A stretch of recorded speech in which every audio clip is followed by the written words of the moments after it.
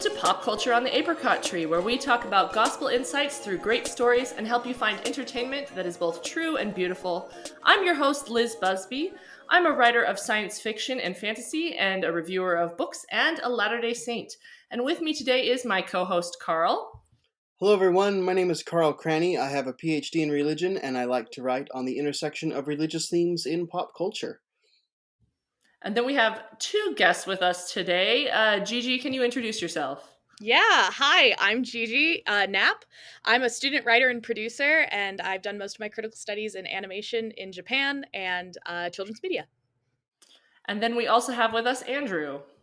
Hi, I'm Andrew Hall. I teach modern Japanese history in Japan, and I'm interested in Japanese and Mormon literature. I'm also the book review editor at Dialogue. Awesome. Today we're going to be talking about Mirai, as you might have gathered from all of our Japanese experience we pulled in. Mirai is a 2018 Japanese anime film about a 4-year-old boy named Kun who is jealous of his new baby sister, Mirai. Through visits from an older version of Mirai from the future, as well as glimpses of stories from their family history, Kun eventually learns how to love his new sibling. This film was written and directed by Mamoru Hosoda. I'm sorry, my Japanese is terrible. And was nominated for the Academy Award for Best Animated Picture. But first, we'll do our Best Book segment, where we each recommend one thing we are watching, reading, or listening to. My recommendation today is kind of a weird one for this podcast. It's a reality TV show on Netflix called Indian Matchmaking. The second season just came out. I'm about halfway through it. I really enjoyed the first season. I feel like it's fascinating as a Latter-day Saint to look at cultures that have a tradition of arranged marriages and of just different marriage customs than we're used to, and see what things are similar to the high pressure marriage that we often have in Latter-day Saint culture, and what things are very, very different. And I just feel like this show really captures some interesting aspects of Indian culture, and they have really good editing with just like cliffhangers that you wouldn't expect from a reality TV show. It's quite fun. So highly recommend Indian Matchmaking. It's available on Netflix. I second that recommendation. It's very good. Right? It's so fun. The only reality TV show that I like. It's so good. So much drama. What have you got for us today, Carl? Just to your point, I find it interesting that a few years ago I realized there were two sort of modern remakes of Pride and Prejudice, and one of them was from an Indian, sort of mixing in an Indian culture, and one of them was Pride and Prejudice, a latter-day comedy about undergraduates at BYU, and it occurred to me that you really can't translate Pride and Prejudice into a modern setting unless you have a culture that is really interested in people getting married. And so that just occurred to me as I saw those two and was interested in that. So Susan and I might take that one up. My recommendation this time is also going to be a little weird. I'm going to recommend a single episode of a legal podcast. I listen to lots of different political podcasts, and the conservative podcast on lawyerly stuff that I listen to is called Advisory Opinions with David French and Sarah Isger. And in episode number 260, which was released on August 18th, as kind of a gift, Sarah brings on Brett Devereaux, who is a military historian from UNC Chapel Hill, to talk with David about various battles and tactics from the Lord of the Rings movies and Game of Thrones and all sorts of nerdy stuff like that. And so it's really fun to see these two geek out about the various movies and things like that. And then it's also kind of amusing to have Sarah there, just along for the ride with no clue about what they're talking about and doesn't get any of the cultural references, hasn't watched any of the movies or almost any of the TV shows. But if you want to listen to a military historian talk about orc tactics, I recommend episode number 260 of the Advisory Opinions podcast. Nice. Oh, man. That sounds hilarious. I love it when people take fantasy too seriously. It's great. Right? So, all right, Gigi, what do you have for us? I'm in the middle of this is all I guess they're all kind of odd, but I'm in the middle of reading Dracula Daily, which is Bram Stoker's classic novel Dracula, sent to you through email every time something happens in the book, because it's an epistolary novel, right? All the events happen between like May and November, I think. So like today I got an email about what happened in Dracula on September 9th, which is like Lucy is like in the middle of like being bitten by Dracula, and everyone's trying to figure out why she's so sick, and like all all the fun stuff that you get from Dracula. But it's been very fun to have it roll out in real time and have things kind of come in a different order than the novel usually comes in. I also have a few friends online who are also doing it too, so it's kind of been like a community event of reading Dracula. Anyone can sign up for it, so like if you're interested in reading like the last half of Dracula, you know, we still have all of the exciting parts left because Dracula has like barely appeared at all. So that's been very fun lately. Are they going to do it next year? Like, could I sign up and do it next year? I don't know. I really hope so. That would be really cool. Probably because it's been so successful. It's always fun when you transform classic literature like that. Yeah. You make it something interesting and new again. Yeah. It's a really great way to like reevaluate old classics. Especially in like a modern era. It's like Dracula the podcast almost. That's interesting. Yeah. Mm. Okay, Andrew, what have you got for us? I just finished reading the last couple of days a young adult novel called A Dance for Three by Louise Plummer. Louise Plummer she was a English instructor, professor, I guess, in the BYU English department, retired now. She wrote, I think, 5 young adult novels in the 90s and 2000s, and I love them. We mentioned Jane Austen.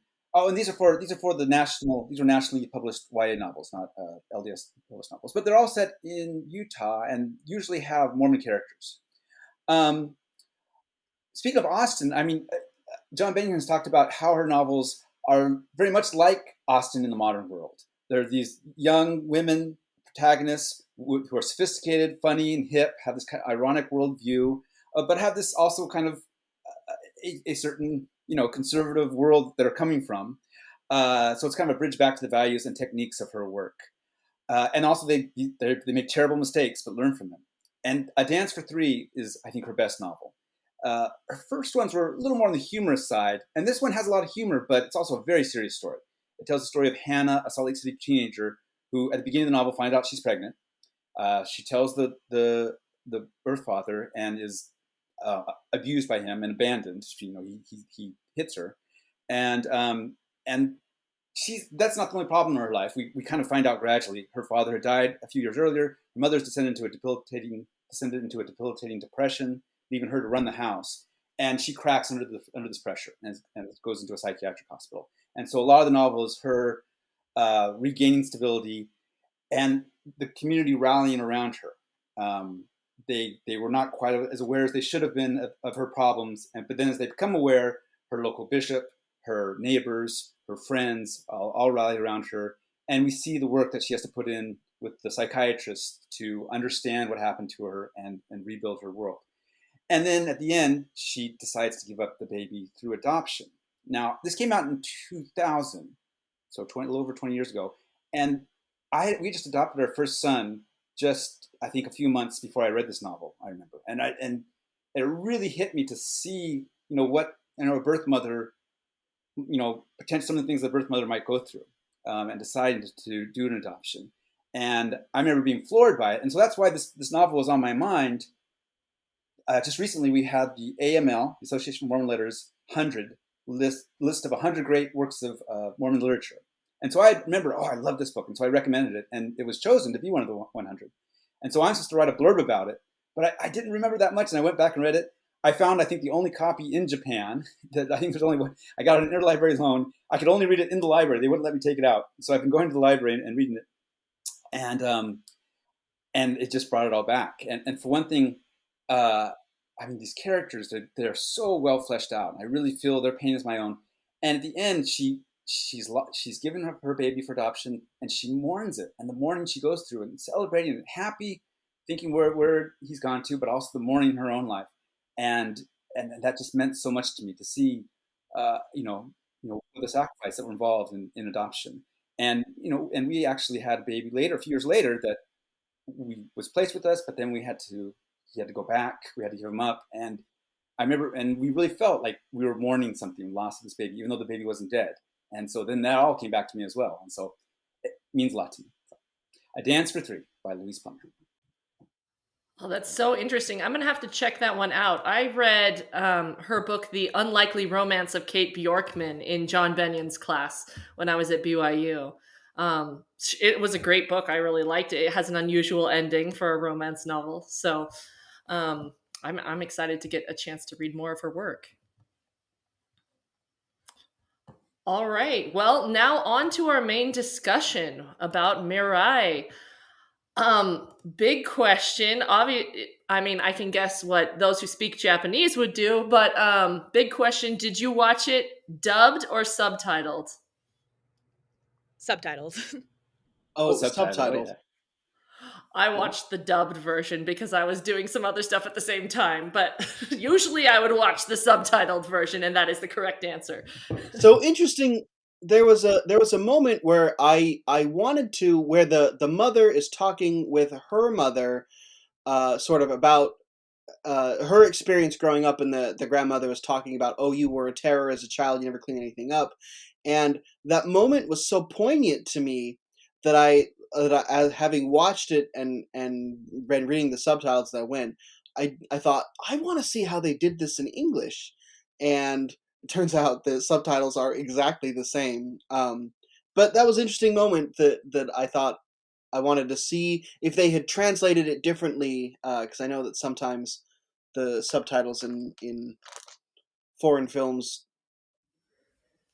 Especially in Japanese films, they seem to like to change things. Like I did a project in high school about the subtitled versus dubbed version of Spirited Away, where they add this whole like explanatory backstory in the English version that is just like not there in the Japanese version, because I guess Americans need to have the hard magic system and they can't accept just the ethereal quality of Miyazaki's work.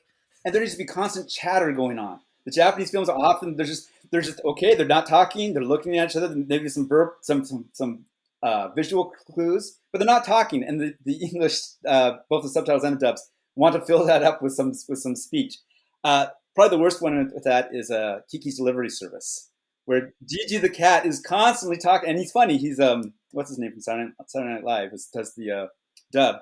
But in the Japanese version, he's speaking maybe a third as much as it is in the English version.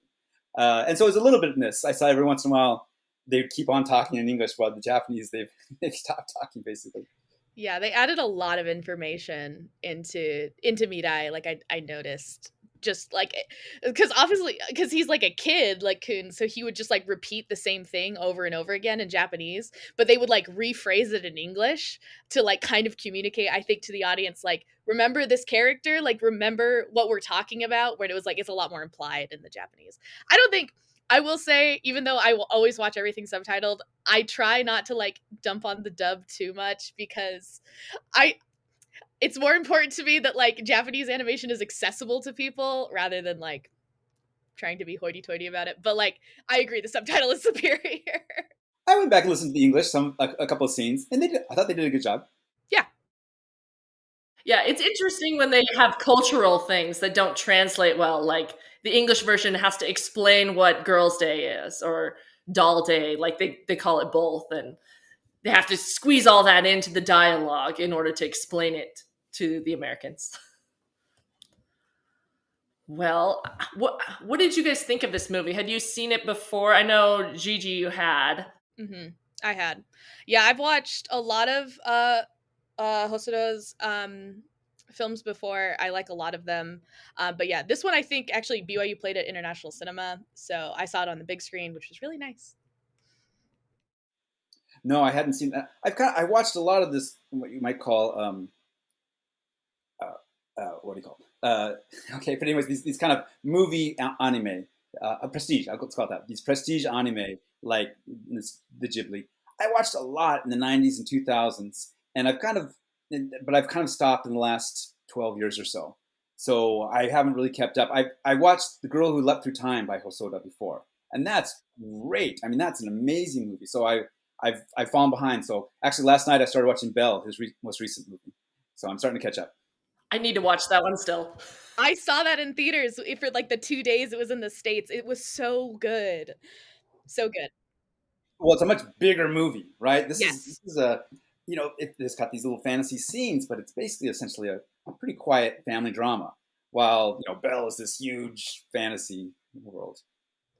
Yes. I thought, I was like, you can see in what they learned in Mirai, at least artistically, that then translated into Belle, because they both use like a really fascinating combination of 3D and 2D animation. And it's like very stationary in Mirai, like it's like most of the setting, but then they just like go full ham on it in Belle, where like everything in the, well, almost everything in like the internet world. But we're not talking about Belle. We're talking about Mirai. I'm sorry.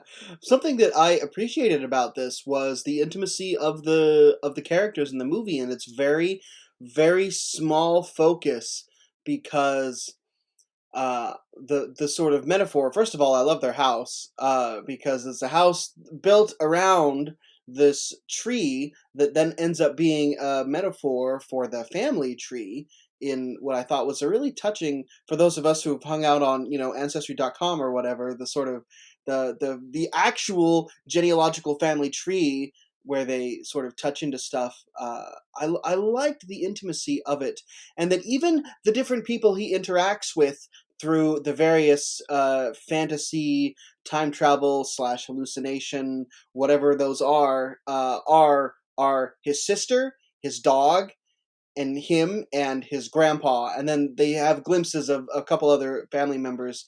The narrow focus of the movie is, I think, a great strength of it, to really focus in on this 1 4-year-old kid and his reaction to his new baby sister, and then sort of through that we also get the reactions of the parents and some of the neighbors and some of the grandparents, but mostly his. And I gotta say, I really enjoyed it. There were a couple of really touching moments for me, uh, particularly when the dad has to take over when the mom goes back to work. Because I'm a stay at home dad, and I remember that day very clearly in my memory. So yeah, that it captured that moment of panic well. I was trying to think if there are any other films, especially American films, that have this kind of small scale. And I really couldn't think of a lot of them. One of them that I thought of was The War with Grandpa, which I don't know if anybody else has seen, and I can't remember what streaming service it's on, so I'll put it in the show notes. But it's about a family, and the grandpa moves in with them, and he takes the kid's bedroom, and the kid wants his bedroom back. And so he goes on this prank war with his grandfather. But there's like no bigger stakes. Most of the time when we have a family movie, there's like some kind of wacky stakes involved. Or it's like a really big family, like Cheaper by the Dozen, where there's chaos. There's not a lot of quiet family movies that I could think of. Did you guys think of any? I would say that's more of the realm of the sitcom, right? Like that's like the family, this quiet family It's dramas true. Like maybe that like exists Tool on Time, the television. old ones. Like Mhm. I'm like I immediately go to like all those like 80s, 90s classic sitcoms, because it's like that sort of thing. Like you can kind of feel it in Midai, where it's like almost it's episodic. You could split it up into like 4 20-minute episodes if you really really wanted to, but like, because you're meeting, you deal with every family member's like specific issues. So I wonder if it just like fits better in like a more episodic nature. Carl, you're talking about the house husband aspect of it, and I Is that was what they call also. it in Japan? A house husband?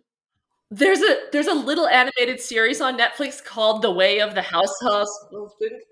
And it's about this guy who used to be a yakuza, a mafia guy, and now he's a house husband, and it's hilarious. What do you say in American? A stay-at-home dad. Stay at home dad. Okay, okay. Well, I'm not sure where I got that, but so I did that too with some of our kids when I was just we were here. I was writing my dissertation, so I was at home doing that. My wife was teaching at a university, and so I was hanging out in the park with my kid, with mostly moms. Japan is still rare. It's just in the last few years we're seeing more young dads at the park with kids. But I love the scene where all the moms were complimenting him, because that's what they do. They say, "Oh wow, my husband would never do that," and they're complimenting. He's like, "Oh no, it's nothing." And then the wife says, "Okay, Stop putting on the act. stop putting on a show here. This is going to be harder than you think." So I kind of appreciated that. Yeah. No, that happened to me this morning. I went to play group, and it's just me and all the young mothers in the ward, and I'm like, all right, here we are. So that dynamic still exists here in America too. For sure. But I liked that the film doesn't have a bad guy, right? A lot of times in American family movies, like I'm specifically thinking of Turning Red, which we did an episode on, the adults are the enemy of the kids. If there's only the family in the movie, that's what it is the parents are the bad guys. Or the parents are not there and it's just the kids having their own adventures without the parents. But this very much deals in a healthy way with the relationship between the parents and the kids, and that the parents are fully realized people. Even though this is about the kids, we do spend a lot of time on the parents and their anxieties about becoming parents and having two kids and work versus staying at home and different things like that. So that was really refreshing. Yeah, it's mostly from Kuhn's perspective. So we're just seeing the parents, as they're interacting with him, with a few exceptions. We get a little bit of their private life, but mostly from his perspective. I agree, that was really well done.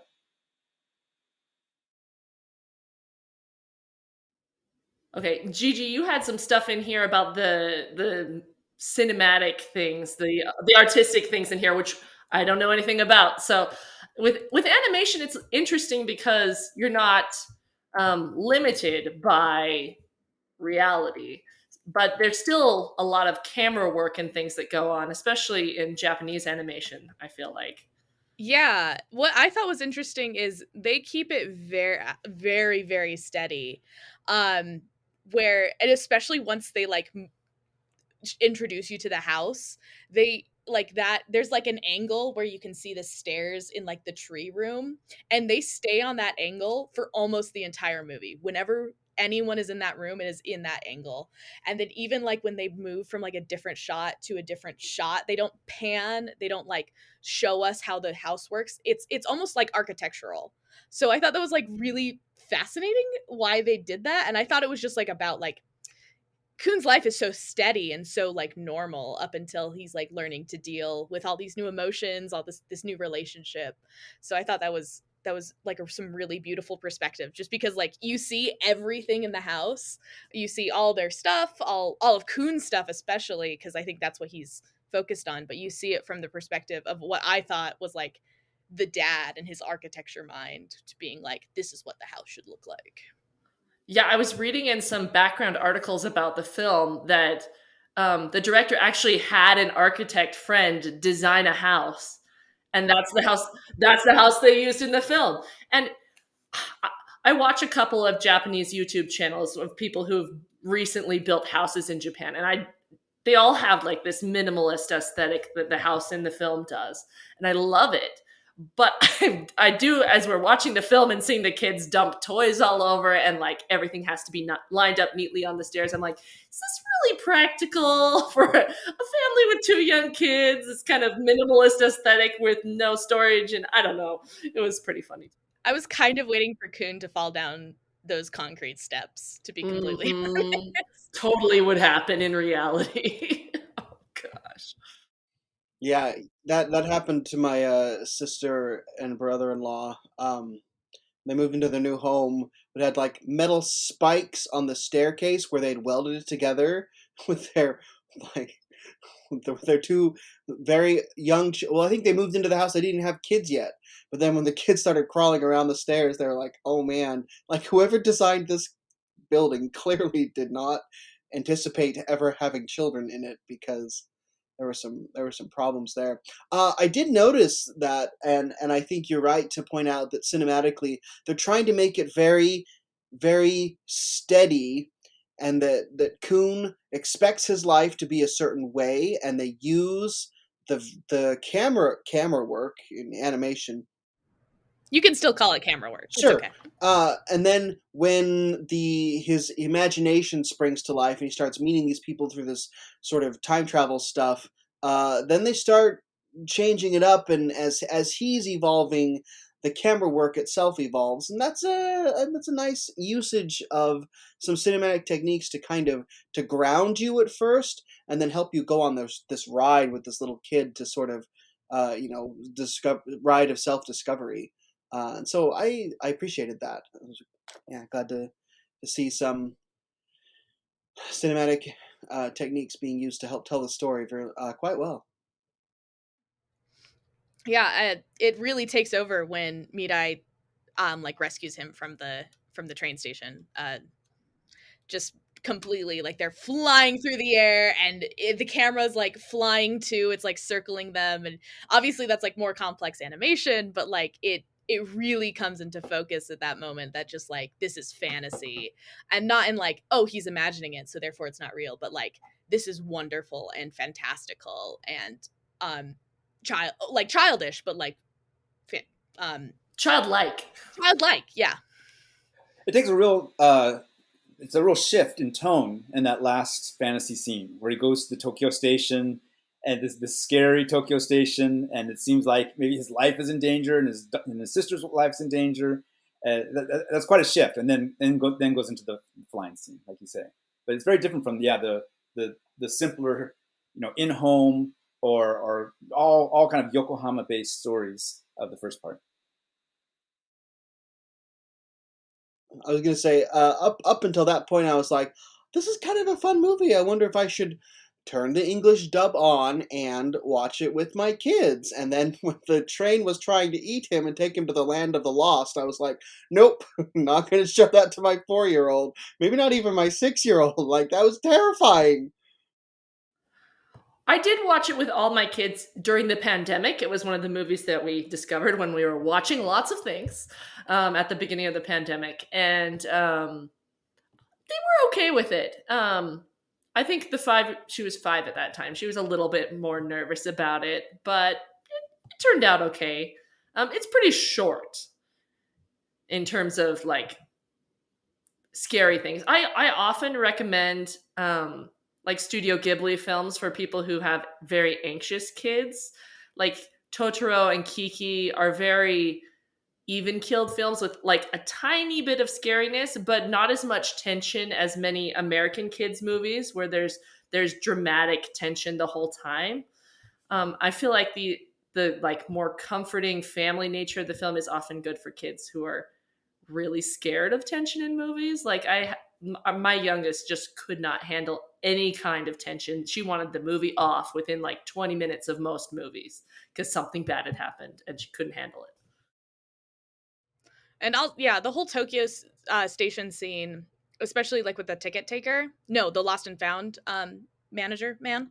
Um, he first of all, great character design. Loved that guy. I want one of those robots to be everywhere. He was the only character animated in 3D, and his little watch guy. And then like the train as well. Like you could just tell this is something Kuhn thought up. Like this is the scariest thing Kuhn could think of. And I really appreciated that because it was whimsical, like while it was kind of terrifying. So I don't have kids. All my siblings are grown up as well. So like I haven't interacted with more than a 9-year-old in activity days in a while.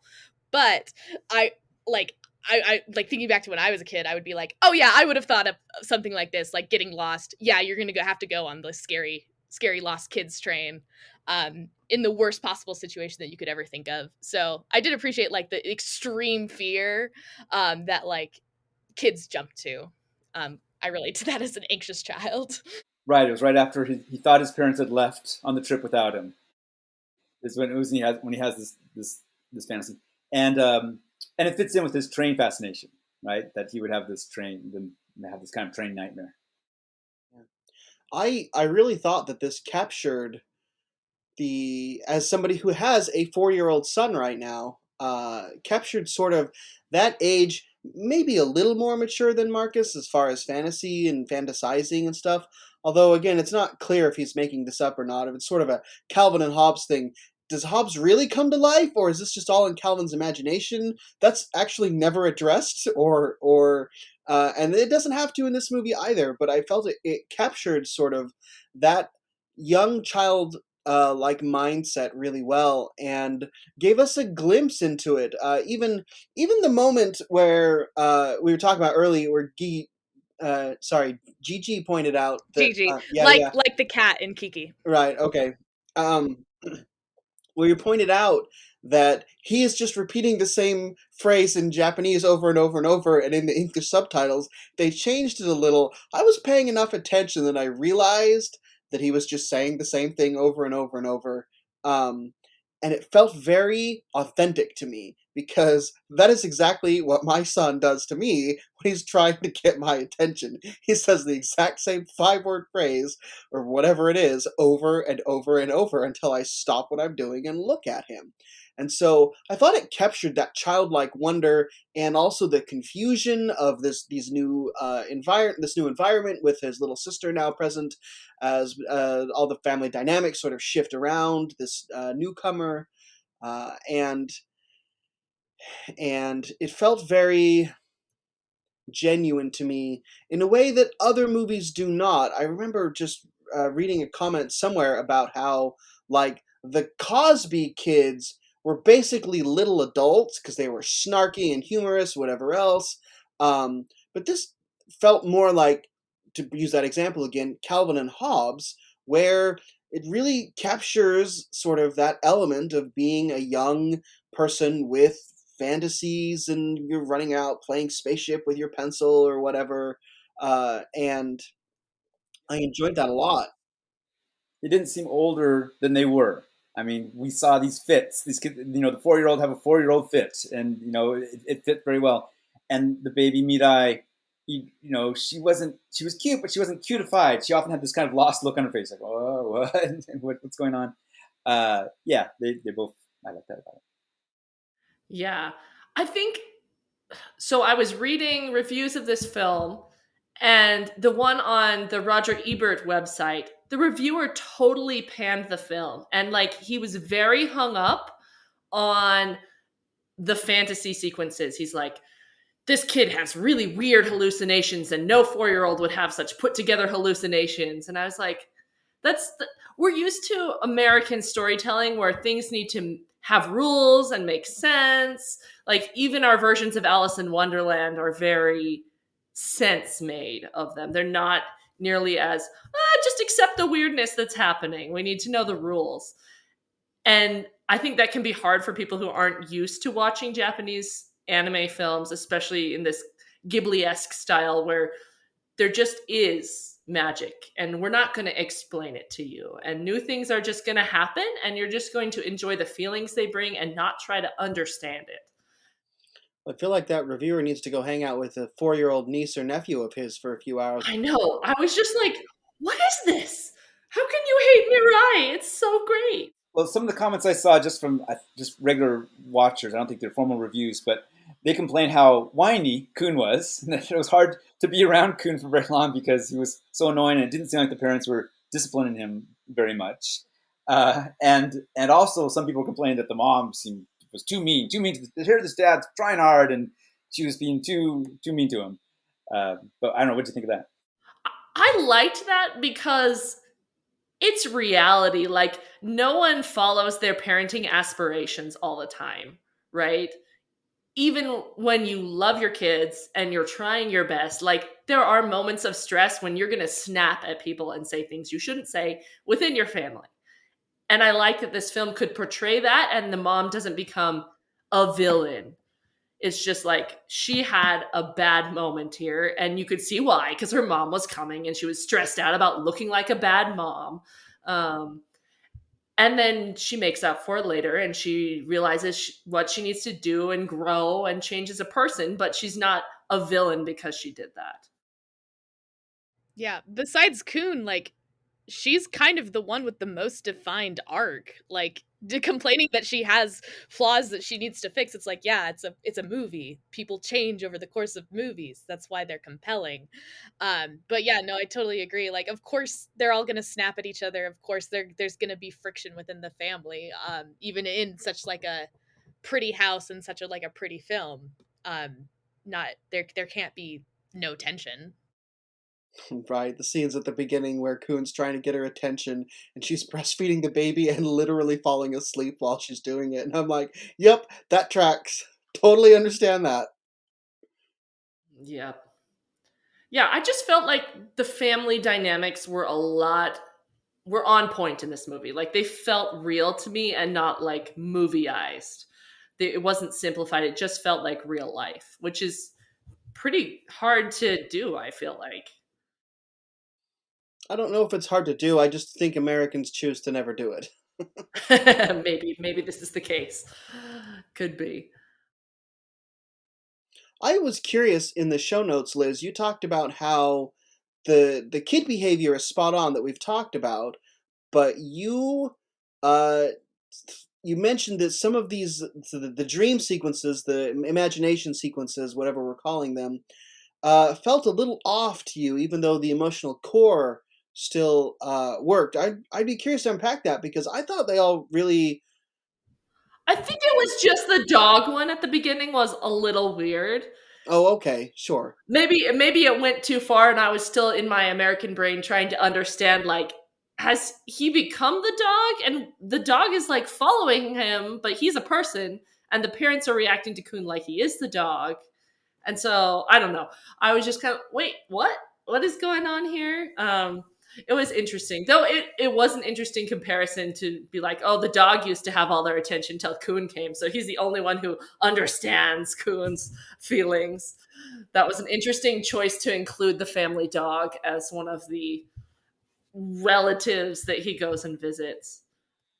I love that he saw himself as the prince of the house. I'm the prince. He, yeah, I think the dog's maybe my favorite character. I thought just it's just so charming. It's so cute. And like kind of to your point, Liz, like yeah, that's the first time that we see something that like he does within the fantasy like affect the real world, like he becomes the dog or whatever. But then like later, I don't know why, but like the dolls mysteriously being put away, like that goes down a lot more smoothly, I think, because like there's no way Kun could have done that on his own. Yeah, and there's like this implication in that one that the older Mirai and the dog who is now a person can't be seen by the dad, otherwise bad things will happen. And you don't know exactly what, and that's okay. It's very you feel like there's a reason, but you don't need to really know the reason, which is interesting. It feels like play. It just feels like play. Like you're given rules and you don't really question the rules. You just participate in the play that you're given. And them sneaking around, while the father's distracted is some of the most charming scenes of the movie. The Shinobiyashi, just very quiet, quick, trying to sneak up behind him. Those were great. I think my favorite one is the one where he plays with his he Kun goes to visit his mom when she's young and they like destroy the grandmother's house.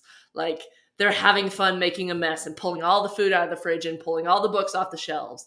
And anyone with a 4-year-old knows that like bookshelves are candy to these kids. They just like cannot leave them alone and they need all the books off the shelf every single day. And it makes you want to cry.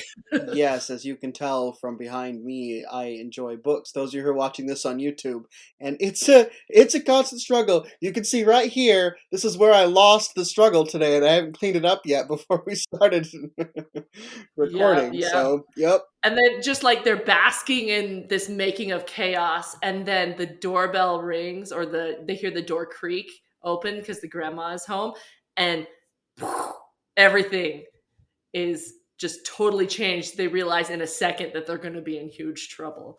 And you kind of see where the mom has gotten some of her anxiety. I think this is right after the scene where she yells at Kun for making a mess, right? Because the grandmother's coming over. And so you see how her parenting behaviors come from how she was parented as a child. And I feel like that's so important to realize that, like, even though we may have ambitions to parent our kids differently than we were parented, like oh, I'll never do this that my parents did. I thought that was a terrible idea. But when you're in a stressful situation, you end up doing exactly that. You end up doing exactly what your parents did that you didn't like. And then you understand suddenly why your parents did it. And just this moment of realization that I feel like this movie conveyed really, really well. Which, yeah, is one of my favorite themes of the movie, is how the generations affect us. Sort of the really touching moment where he goes and learns to ride a motorbike and a horse with his great grandpa is wonderful, and how that story, which he has now, involved himself in a first person sort of way, has now helped him learn to take his training wheels off and ride his bike. And the way that the different generations affect us down now to the present, I love that. Just as a sort of slightly autobiographical moment, though, I'm going to try to tell the story in a way that protects the names of the not so innocent. I was at a family reunion, and I watched one of the parents at this family reunion um, lose their temper and yell at their kid, and sort of stormed off with the kid, dragged them off. They're going to go punish them somehow. I don't know. And it was all a little just sort of awkward because you're all kind of standing around, and we just watched this adult blow their top. And then that person's mother said, "Well, they come by it honestly." And that kind of broke up the tension for a moment. Like it was the grandmother here saying, "Well, I did that too, so this person here, it's they came by it honestly." And I liked that sometimes we repeat the mistakes of our being raised. What's a better term for that? The mistakes that were put upon us as we were being raised, but we have a chance to, the sins of our there you go, that's a great term. We can pass them on. We can also change them, of course, but give ourselves a little grace as we work through our way through that process, because we all come by it honestly too. None of our parents were perfect, and we won't be perfect, and our kids won't be perfect when they're parenting, and that's just that is part of what we are here to learn on earth. And I really enjoyed that being a major theme of the movie. They did a great job with the set work and all the different places they went to. The kind of early 80s Ueda, where the grandmother's house is, and the modern day Yokohama, and the post-war Yokohama. It was all spot on, I thought. There's actually, I saw a website where they showed the park where he was learning how to ride the bike in that building he was supposed to focus on, and it's exactly like it was. It looks exactly like, yeah, I lived in that area for a little bit, and that's exactly what that park looks like. That I'm pretty sure that building like used to be like part of the horse track or something like that. It was the stands. It was the stands. The old horse So track like there. the fact that like it then integrates into the great grandfather story about like the horses and everything, I was like, oh, I'm there.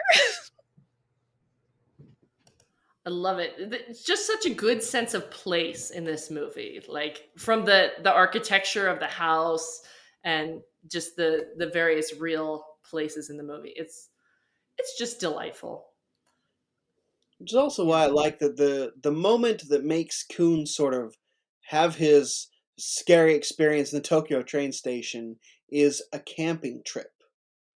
Like, I don't know, maybe that's a little reading too much into the symbolism of, we're gonna leave the house now and go do something else. And he's like, okay, yes, I'm ready. Like, I love those last like 20 seconds of the movie where he and his sister are like screaming at each other and giggling together. And then he kind of looks up and he sort of straightens and stands a little taller. He's like, okay, I'm ready. And then it fades to black. And I was like, it's all so subtle, but does a masterful job of showing his character growth as well.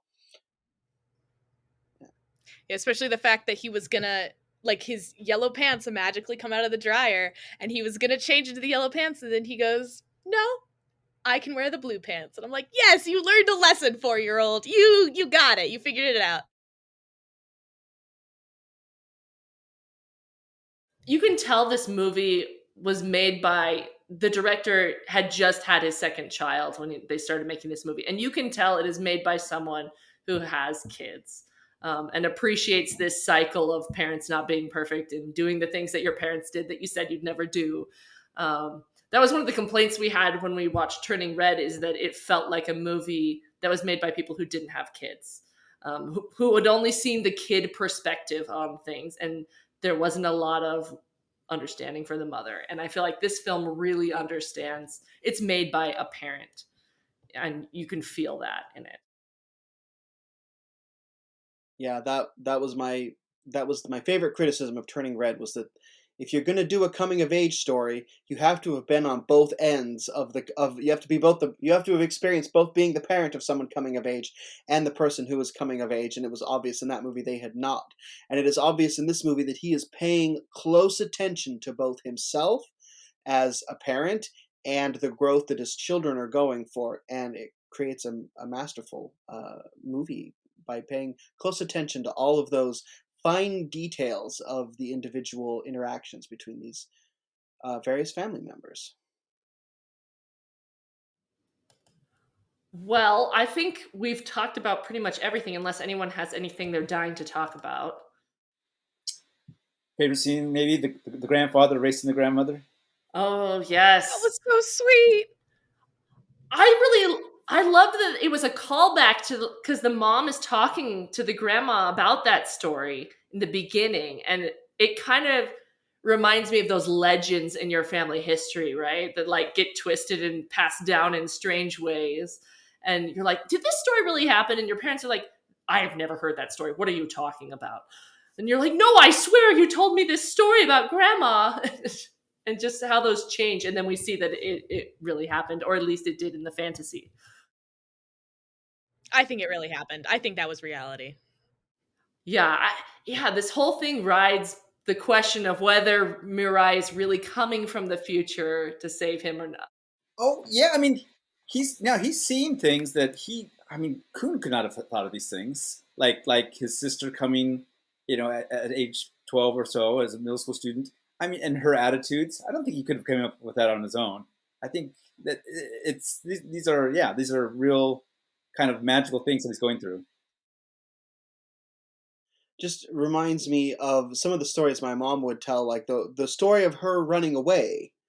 Is when, especially when he runs away, and the older version of himself is there saying, "Don't get on the train." He doesn't know it's the older version of himself. And then he gets on the train. Just reminds me of a story when Mom said, "I hate you, Grandma Elaine. I'm going to run away." And Grandma said, "Okay, go ahead." And my mom packed her suitcase and left, and got about half a block down the street. And then there was this huge beetle in the gutter, and she's like, "Oh, this is too scary." And she went back and had lunch with Grandma. But that I think I'm gushing too much about this, but that final scene where they're sort of where they use the effect of going through the genealogical family tree with the tunnel to hit these different moments. Um, we had this is the whole movie is a little bit about just this one character, this 4-year-old kid, and his growth and progression, but it has a really strong sort of sub theme of how everybody's stories are interconnected and progressed. And I thought that whole sequence with the genealogical tree, sort of being the road, literally, between these different moments in their family's history, was wonderful. It was a family tree that became an actual family tree, and it was just a lovely little, a lovely symbol for those kinds of things that we as Latter-day Saints should resonate with us as Latter-day Saints. Uh, this eternal family tree, the chain of belonging that we all try to tap into, the idea that we want to be sealed to our parents, and then our parents be sealed to them, and to them to their parents, and on, all the way back to Adam. That sort of theology is replete in Latter-day Saint uh, historical theology. Well, and it goes beyond the like genealogy part of it, right? Like you feel the relationships and the stories of people. And this movie is like one of the few that's made me feel like, oh, I need to get on Family Search right now and learn about my ancestors. Like it has that kind of motivation that like it makes you feel why it's important, why connecting with your family is important. They even model it in the movie because we start off with like, here are all the pictures, like here are all like the They go through sequence of the events. album. They Yeah. go through the album, and yeah, and then she goes to the album with Kuhn, and like she engages with him like at his level. You know, she's not like, all right, time to learn some family history.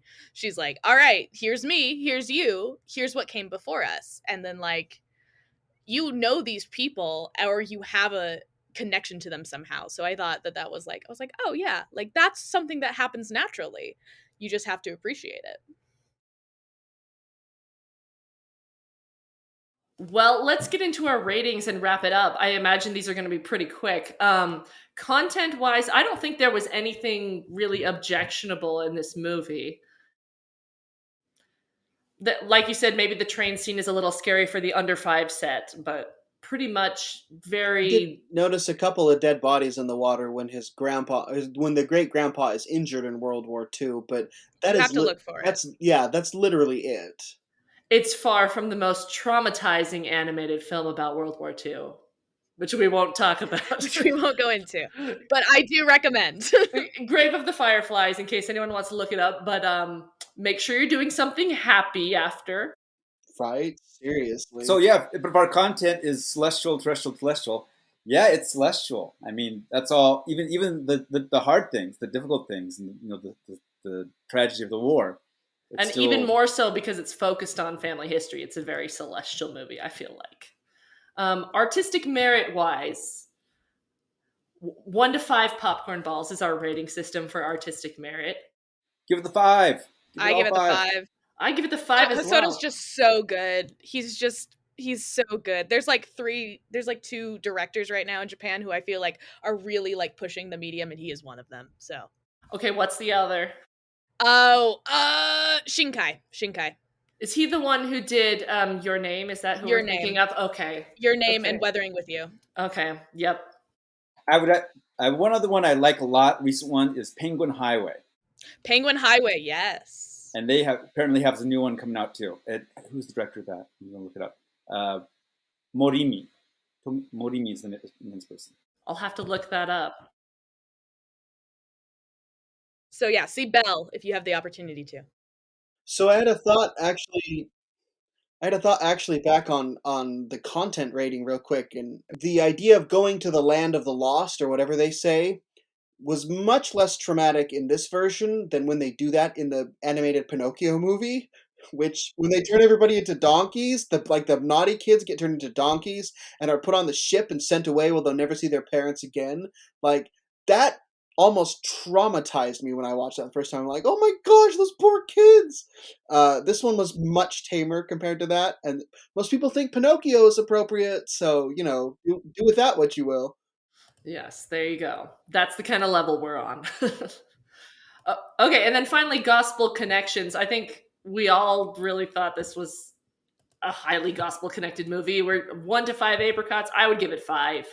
I feel like it really brings the spirit of families, and just it's such a great film. Yeah, well, you've convinced me with saying this is the illustration of the family tree, where we actually literally see the family tree turn into kind of a genealogical chart. This may be the best, filmic version of genealogical trees and the idea of doing family history. So, yeah, let's give it 5. And just the relationship between parents and kids, and thinking about like how to interact.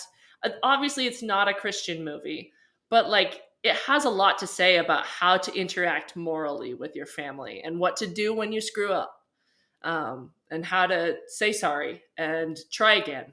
So great stuff there. I feel like if Ben Pacini, who's been on a couple of our episodes before, were here, he'd give it a 4 because it's not an explicitly Christian movie. But that's eh, that's sort of debating what does gospel connections mean. This is certainly an enlightening movie that everybody will take something from. So in that sense, which is the rating system I use, I also give it 5 apricots. All right. Well, Andrew, where can people find you online? I'm on Twitter at Andrew in Fukuoka, and I'm involved with the Dialogue website as well. And you host the Dialogue Book Report if you want to learn more about some great LDS authors. That's right. Gigi, what do you want us to direct people to for you? So I'm not really on social media, so don't try to find me on Twitter. That's probably a good thing. It was a conscious choice. Good. But I do write for the BYU radio show, The Good Word. So if you're interested in 5-minute snippets throughout the week about Come Follow Me, in a very light, airy, super casual tone, feel free to check it out wherever you get podcasts. But that's The Good Word. Okay. And Carl? I'm on Twitter at Carl Cranney, basically because I do this podcast thing now, and that's the only reason I'm there. So, but come and find me there if you'd like to chat. And you can follow my writing and book reviews on lizbusby.com. Thanks for joining us this week. Next time, we'll be discussing the first season of Star Trek Strange New Worlds, a new Star Trek franchise set just before Kirk became the captain of the Enterprise. So be ready for that conversation next time. This has been Pop Culture on the Apricot Tree, encouraging you to seek after everything virtuous, lovely, of good report, or praiseworthy. See you next time.